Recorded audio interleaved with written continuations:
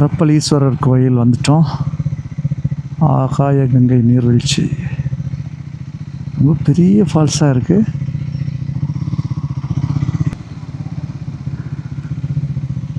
கோயில் வந்துட்டோம். பார்க்குறதுக்கு ரொம்ப பழைய கோயிலாக தான் தெரியுது. ஆனால் புனரமைப்பு பண்ணி புதிய எக்ஸ்டென்ஷன்ஸ் நிறைய வந்திருக்கு.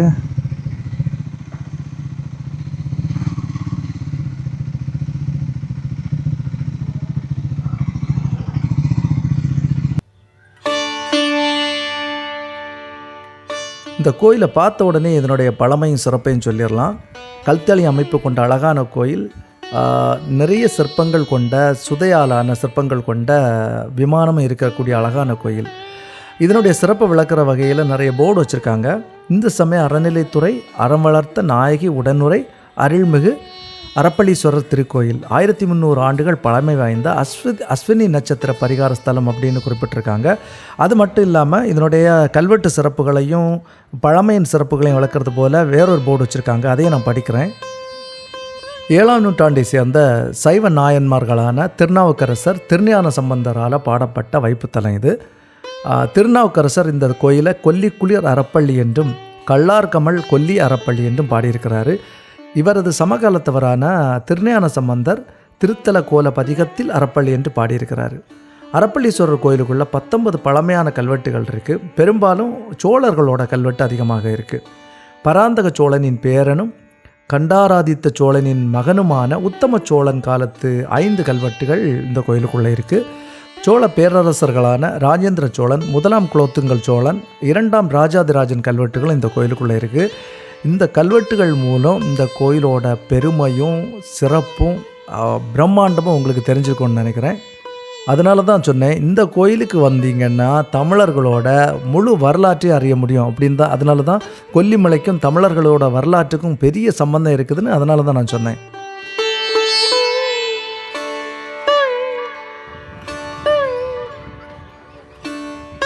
ஆகாய கங்கை வாட்டர் ஃபால்ஸுக்கு பக்கத்தில் சித்தர்களோட குகை இப்போவும் இருக்குது. இப்போவும் சித்தர்கள் இருக்கிறதா சொல்கிறாங்க.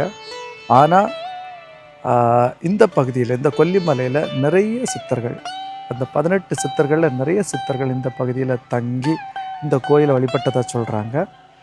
அருமையான அரப்பளீஸ்வரர் கோயில் தரிசனம் உள்ளே போயிட்டேன்.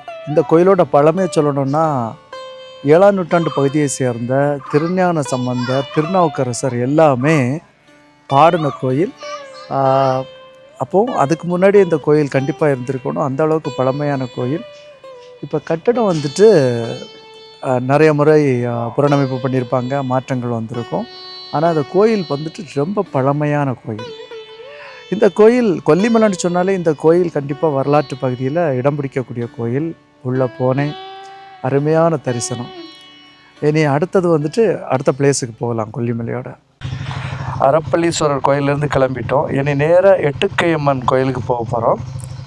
இந்த எட்டுக்கையம்மன் கோயிலுக்கு பார்த்திங்க அப்படின்னா நிறைய சிறப்புகள் இருக்குது. அரப்பளீஸ்வரர் கோயிலுக்கு எவ்வளவு தனித்துவமும் பழமையும் இருக்குதோ அதே போல் எட்டுக்கையம்மன் கோயிலுக்கும் பெரிய பழமை, வரலாறு, தமிழர்களோட பாரம்பரியத்தோட இணைந்த வரலாறு நிறையவே இருக்குது. கோயிலுக்கு போயிட்டு நான் எல்லாத்தையும் எக்ஸ்பிளைன் பண்ணுறேன். இங்கேருந்து அரப்பளீஸ்வரர் கோயிலிருந்து 5 கிலோமீட்டர் ட்ராவல் பண்ணணும். கொல்லிமலைனாலே ஆன்மீகமும் பழமையும் நிறைஞ்சி பின்னி பணஞ்சு கிடக்கக்கூடிய ஒரு பகுதி, அருமையான இடம். தமிழர்களோட வரலாறு அறியணும் அப்படின்னா கண்டிப்பாக கொல்லிமலை ஒரு தவிர்க்க முடியாத ஒரு பிளேஸ். எட்டுக்கையம்மன் கோயில் தான் ஒரு காலத்தில் கொல்லிப்பாவை அப்படின்னு அழைக்கப்பட்ட சாமி.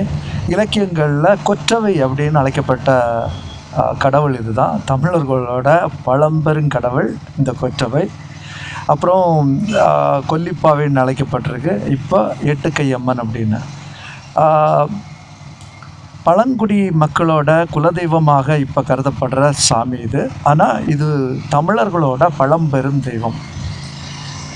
அப்போது தமிழர்களோட ஆரிஜின் இது போல் மலைப்பகுதிகளில் இருந்து உருவாகி நாட்டுக்கு போய் அதனுடைய வாழ்க்கை வந்து வித்தியாசமான முறையில் வளர்ச்சி பெற்று இருக்கிறத நான் கருதுகிறேன்.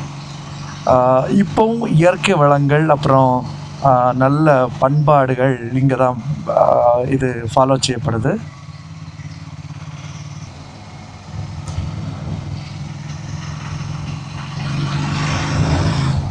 இன்னும் கொல்லிப்பாவை எட்டுக்கையம்மன் கோயிலுக்கு பின்னும் ஒரு 2 கிலோமீட்டர் தான் இருக்கும்.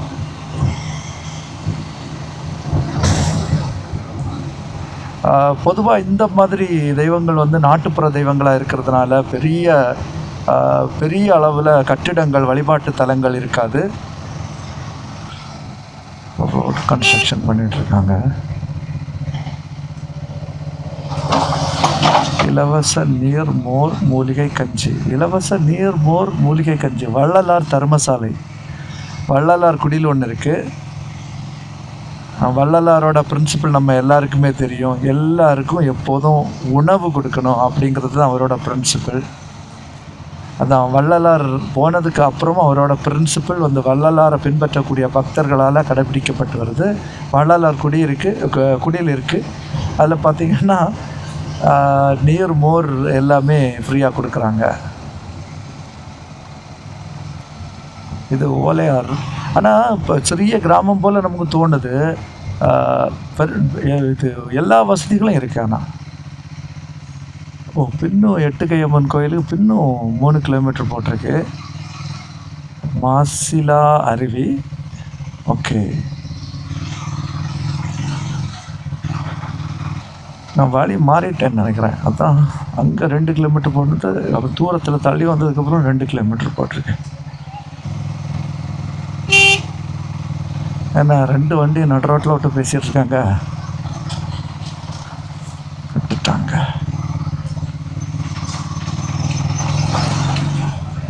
நாமக்கல் ஊருக்கும் இந்த ஊருக்கும் அந்த கம்யூனிகேஷன் வந்து ரொம்ப இருக்குது. நாமக்கல் ஊரில் உள்ளவங்க நிறைய பேர் இங்கே வேலை பார்க்குறாங்க. அப்புறம் இங்கேருந்து அங்கே போகிறாங்க. அந்த ஃப்ரீக்வெண்ட் கம்யூனிகேஷன் வந்துட்டு நாமக்கலுக்கு இங்கேயும் அதிகமாக இருக்குது. எட்டுக்கையம்மன் கோயில் வந்துட்டோம். இது இறங்கி கீழே போனோம். வண்டியை பார்க் பண்ணிட்டு போகலாம்.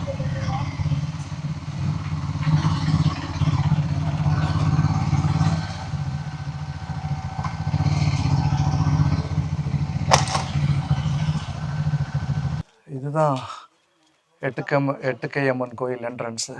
இங்கேருந்து உள்ளே ஒரு 1/2 கிலோமீட்டர் உள்ளே போனோம்.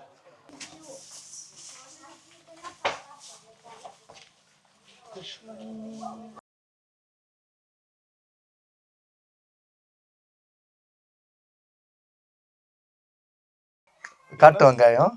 இது வெங்காயம் டிஸ்ட்ரிக்ட் வைக்கிறது தான். திருஷ்டிக்கு வச்சா 50 வருஷத்துக்கு இருக்குது. 1000 வரும். அப்படி வரும். அந்த மாதிரி செடி வரும். திருஷ்டிக்கு காயெல்லாம் இருக்கு. அது 50 வருஷம் காய் இவ்வளவு பெருசு வரும் காய். வெங்காயம் தான் குழம்பு காது திருஷ்டிக்கு வேண்டி. இதுல இருக்கிறது எல்லாமே திருஷ்டிக்கு வைக்கிறது தான். ஆகாய கலர் வருது. அது கட்டி தொட்டா கொடி வரும். கோவைக்காய் செடி மாதிரி வரும். நேற்று சொன்னா இல்லை, ஒரு கிழங்கு வச்சா போதும் வரும் அப்படின்னு. இதெல்லாம் வீட்டில் பூஜைல வைக்கிறது. வியாபாரத்தில் இருக்கிறது நல்லா இருக்கும். அதோட டிஸ்ட்ரிக்ட் கடை வீட்டுக்கு கிடைக்கலாம். வாசல் கட்டா அது 30 வருஷத்துக்கு இருக்கும். ஐட்டம் போகிறோமே அதில் அடங்கி இருக்கும். Okay okay okay, thank you. பூசணிக்காய் வாங்க, அப்புறம் வாங்க.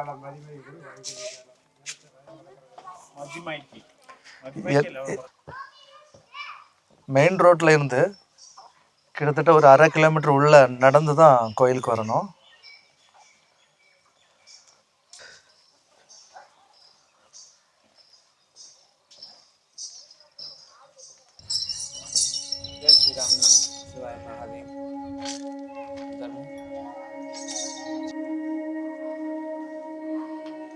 ஆல்மோஸ்ட் ஒரு 70-80 படி இருக்கு.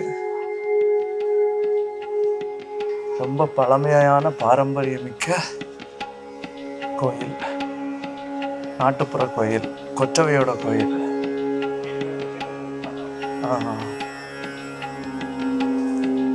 கொல்லிமலைன்னு பேர் வர்றதுக்கே இந்த கோயில் தான் காரணம். இந்த கோயில், இந்த கொல்லிப்பாவை தான் இந்த கொல்லிமலை பகுதியை ஃபுல்லாகவே பாதுகாக்கிறதா நம்ம படுது.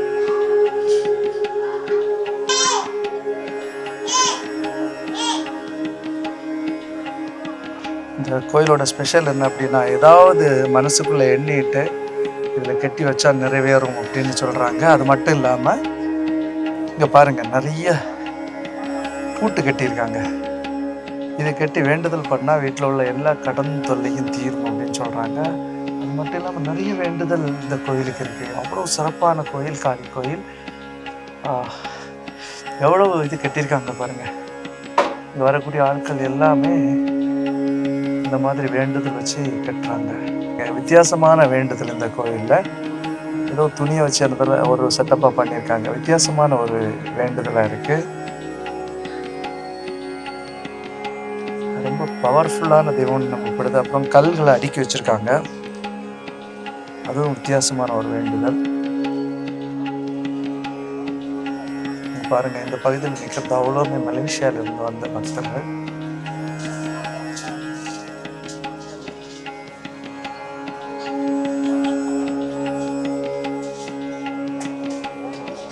அப்புறம் குழந்தை இல்லாதவங்க தொட்டில் கட்டுற பழக்கம் இருக்குது.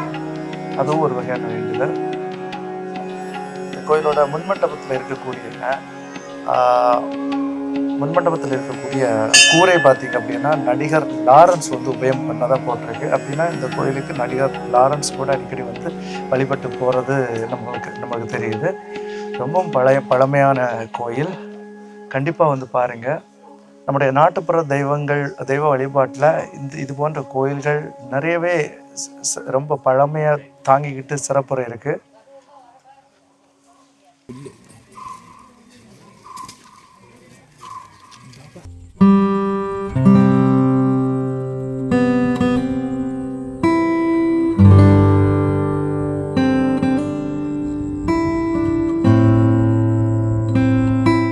கொல்லிமலைக்கு வந்த உடனே பார்த்திங்க அப்படின்னா நிறைய கடைகளில் நிறைய விதமான தானியங்கள் வச்சு விற்றுட்ருப்பாங்க. அந்த தானியங்களை பார்த்த உடனே நமக்கு ரொம்ப சந்தேகமாக இருக்கும், இத்தனை தானியங்கள் இங்கே விளையுதா அப்படின்னு. அதில் நெல் நிறைய விதமான அரிசியும் வச்சு விற்றுட்ருந்தாங்க. அதாவது நிறைய கருத்த வகையான அரிசிகளெல்லாம் வச்சு விற்றுட்ருந்தாங்க. எனக்கு ரொம்ப ஆச்சரியம், இதெல்லாம் உண்மையிலே இங்கே விளையுதா அப்படின்னு. அந்த சந்தேகத்தை தீர்க்கறது மாதிரி தான் இப்போ எட்டுக்கையம்மன் கோயிலுக்கு போயிட்டு வர்ற வழியில் நெல் பயிர்கள் விளையக்கூடிய ஒரு வயல்வெளியை பார்த்தோம். அழகாக இருந்தது. சூரிய வெளிச்சம், அதாவது கோல்டன் லைட் பட்டு ஷைன் ஆகிட்டு இருந்தது. அதை நிறுத்தி அதை நான் உங்களுக்கு காட்டிகிட்ருக்கேன். ரொம்ப அழகான வயல்வெளியும் இருக்குது. இங்கே பார்த்திங்க அப்படின்னா நல்ல மிளகுலேருந்து கடுகு வரைக்கும் விளையும் போல் இருக்குது. அந்த அளவுக்கு செழிப்பான மலை. எல்லோரும் கண்டிப்பாக ஒரு தடையாவது வந்து என்ஜாய் பண்ணணும். அந்த அளவுக்கு அழகான மலை தான் இந்த கொல்லிமலை. இதில் நெல் பயிர் விளையிற மலை நான் இங்கே தான் பார்க்குறேன். நம்ம எல்லோரும் நிறைய மலைகளுக்கு போயிருப்போம். சில மலையில் தேயிலை விளையும், சில மலையில் வந்துட்டு காஃபி பயிர் இது பண்ணுவாங்க. இப்படி விதவிதமான ஒவ்வொரு இது பயிர்கள் மட்டும் ஸ்பெஷலாக இருக்கும். ஆனால் இந்த மலையில் காஃபி இருக்குது, அப்புறம் நெல் பயிர் இருக்குது, அப்புறம் நல்ல மிளகு இருக்குது. பெருவாரியான தானிய வகைகள் இங்கே கிடைக்குது. அந்த அளவுக்கு சிறப்பான மலை. எனக்கு ரொம்ப பிடிச்சிருக்கு இந்த மலை. அப்போ இன்றைக்கி எட்டுக்கையம்மன் கோயிலை பார்த்துட்டோம், அப்புறம் அரப்பளீஸ்வரர் கோயிலை பார்த்துட்டோம், ஆகாய கங்கை நீர்வீழ்ச்சியை பார்த்துட்டோம், நெல் பயிர்கள் பயிரிடக்கூடிய வயல்வெளியும் பார்த்தாச்சு. என்ன ரூமுக்கு போயிட்டு ரெஸ்ட் எடுத்துகிட்டு நாளைக்கு அடுத்த பயணத்தை ஸ்டார்ட் பண்ணுவோம்.